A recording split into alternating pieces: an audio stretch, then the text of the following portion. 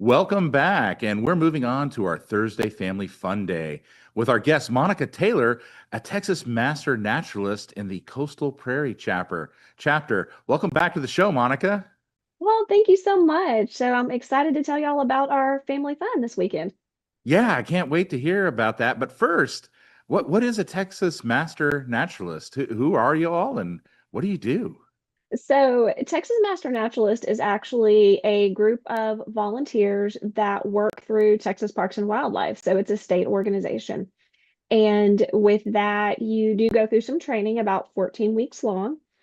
And with that training, you will learn various topics from native plants, animal tracking, skulls, footprints, things like that, how to identify what animal it is. So you learn a variety of things, including native pollinators like this bee behind me, and you become certified. Now, every year we must perform 40 hours of service for the organization, and then we must also do 8 hours of advanced training to keep up our certification every year. So we are a group that is focused on service, education, and outreach. Wow, that sounds like quite a commitment, but Mhm. but what an opportunity if somebody's Yes. really wants to learn more about nature, Mhm. huh? Yes, absolutely. Now, y'all have a special event coming up called Butterflies, Beetles, and Bees. Oh my. That Yes, just we sounds do. awesome. Tell me about that. So our event is going to be this Saturday from 2 to 4 p.m. at Cullinan Park in Sugar Land, Texas. And that's on Highway 6 near the Sugar Land Regional Airport. We're going to, of course, have this right outside of our 4,000 square foot pollinator garden, Nina's Garden, and in our pollinator pathway. So we are kicking off Nina's Gardens being finished and our pollinator pathway beginning. We'll have a raffle, crafts, and of course, the beautiful park. Sounds like a lot of fun, especially with a Mhm. beautiful day going on. Now, when I think of pollinators, I think of honeybees, and they're Mhm. incredibly important, but they're not the only ones. Is that right? No, they're not. So if you look right up here behind me, I actually have an American bumblebee. And yes, he's big, not incredibly big, but he's bigger than your average bee. And those are a bee that we're getting frequently now that we put more native pollinator plants out. And they are actually endangered. So we really want to expand that habitat. But you also have bats that come and pollinate at night because they're attracted to the moths that come. You also have wasps that are pollinators, and actually, even something I learned, flies can be pollinators too. Wow, I had no idea. I thought Hmm. this was just the bee situation. No, Quick not question just the on the bees. bees. So you Yes. say that they're kind of in danger. What if Mhm. somebody wants to plant something in their own garden that's going to help our bee population thrive? What are some things that somebody could plant? So you can plant anything, any native plants, they'll mostly come to. The ones behind me happen to be mist flowers. So that's a great pollinator plant that someone could go to any local nursery that sells natives and grab that up and easily plant it in the yard. It's a hardy plant, Indian blanket, or some call it Texas firewheel, plants like that. Boneset, those are all good plants to attract bees and native bees. It's good to know. Now, this event, it's the launch of this new pollinator path at Cullinan Mhm. Park. How did this come to be? So actually, H-E-B, and shout out to them because they are very futuristic thinking in this. They started a grant called Pollinators for Texas in 2024, and that was our first year. I had this big idea for this garden, and I didn't ever know how it was going to really get done, but we applied for this grant. $3,000 was the funding for full funding. So our grant idea of planting this partially shade garden for pollinators got full funding. And then in 2025, we applied for a grant on the educational side of it to start our pollinator pathway. We also received the funding for that again, full 3,000, and we were one of four chapters in the state to actually receive the grant 2 years in a row.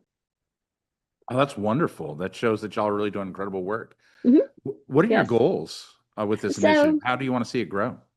we are actually looking to increase the native pollinator environment at 100%. That's our top goal. Then we want to provide resources and education for the public because we want people to see that this is something, whether you live in an apartment, you have a small backyard, a big backyard, wherever you're at, you can go and get some of these plants very easily and they will thrive in containers or, in your backyard. We want to make it accessible for people. And then we also want to work with school groups. We've already been doing that some groups like Boy Scouts, Girl Scouts, and then adult organizations. That's So great. Building definitely that that, network. definitely that hands-on education for people. So, humans and stinging insects don't Mhm. always have the greatest relationship with each other. No. Uh, if there's any misconceptions out there about bees or anything like Mhm. that, what would you like to tell people? I would like to tell people in our pollinator garden, I don't wear any protection out, over my arms or anything when I go out. And when I'm taking pictures of our pollinators for documentation purposes, I'm careful, I move slowly, and I make sure I respect these bees and these wasps. And I have not gotten stung once, being calm and just moving carefully. That's And amazing. mhm, Um, so let's say somebody's got a bee problem at their house or mhm, something like that. Last thing we want to do is kill more bees. right. What can people contact this group, or who do they contact if they So have? there are actually uh, companies and individuals in the Fort Bend County area and if you're in Fort Bend County, and Harris County has them too, that will come out and they will safely remove the hive and they will safely relocate the hive. That's always what you want to do. Sometimes it does require possibly maybe removing wood or some things from your home if they've gotten in behind the wood, but there's always a way around eradication of them from your home. And the event this weekend. So how do people, is it free? People just show up? It is free. You'll show up at the park. It's at, again, Cullinan Park in Sugar Land, Texas. And you come out, we have that raffle.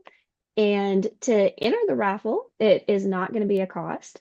However, we want you to tell us what you've learned about pollinators or what you love about pollinators and their plants. And we have some fabulous prizes. H-E-B has donated a beautiful gift basket.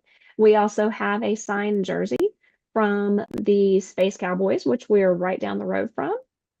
So those are our two raffle prizes. Sounds like a great weekend for a Mhm, family to get out, kind of learn, have some fun. mhm, If people are interested in mhm, learning more or even want to become a master naturalist mhm. themselves, how does one go about that? How do they get more information?